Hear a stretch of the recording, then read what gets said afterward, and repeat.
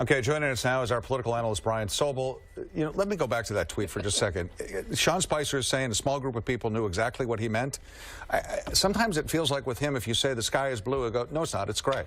Yeah, kind of a ridiculous thing to say. And you remember when we were kids, our parents always said nothing good happens after midnight. A lesson for the president. Yeah. And also on that press conference, I notice now that they are doing that by audio only. They are not doing that being televised. What's going on here? Well, every so often they do what they call a gaggle, which is kind of it's supposed to be more informal and that sort of thing.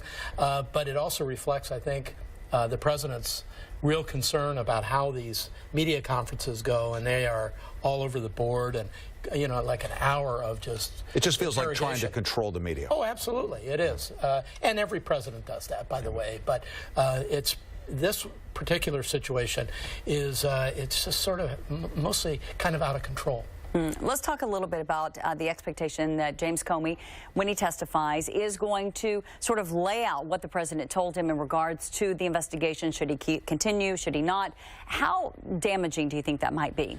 Well, we'll see what Comey has to say. We've gotten some inkling because there have been leaks, Heather, around what he's maybe thinking about saying and that sort of thing.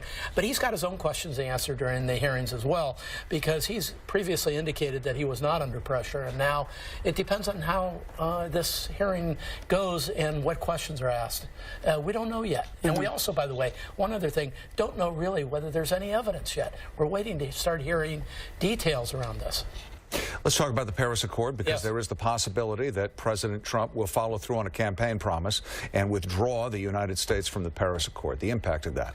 Huge. I think anytime America walks away from a situation where they are the leader of the pack, as it were, I don't think that sends a good message, especially on something like global warming and these other important issues.